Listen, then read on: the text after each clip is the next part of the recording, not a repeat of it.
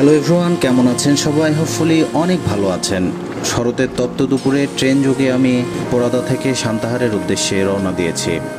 ভরা বর্ষা চলছে। আজকে আমি আপনাদের বাংলাদেশের সবচেয়ে বড় রেলওয়ে ব্রিজ হার্ডিং ব্রিজ দেখাবো এবং সেই সাথে এই ব্রিজের ইতিহাস এবং ঐতিহ্য তুলে ধরার চেষ্টা করব। সো দেরি না করে শুরু করা যাক আজকের ভিডিও।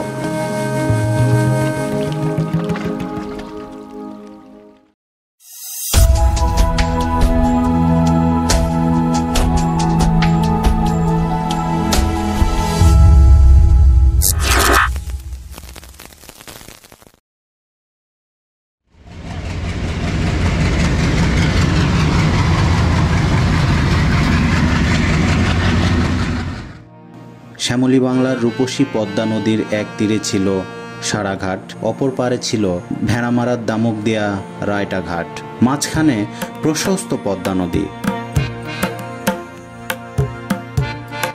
তার উপর দিয়ে উপমহাদেশের দীর্ঘতম railway bridge herding bridge.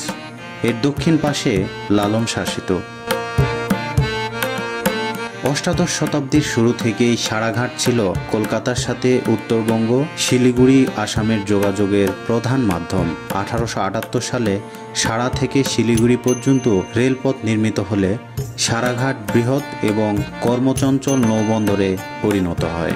Padma নদীর পূর্ব তীরে সারাঘাট ছিল দেশের অন্যতম বৃহৎ নদীবন্দর।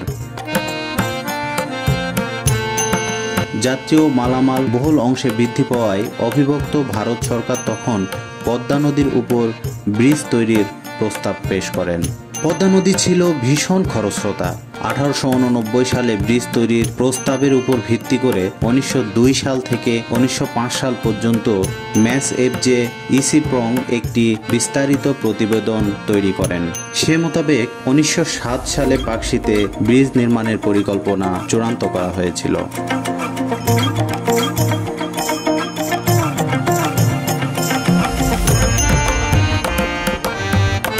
1912 সালে ফেব্রুয়ারি মাসে এই প্রকল্পটির কর্মী সংখ্যা ছিল মোট 24,400 জন। দীর্ঘ 5 বছর অক্লান্ত পরিশ্রমের পর 1915 সালে এই ব্রিজের কাজ শেষ হয় বলে রেল বিভাগ জানিয়েছে। তৎকালীন হিসাবে ব্রিজটি নির্মাণে ব্যয় হয়েছিল সর্বমোট 3,51,32,164 টাকা।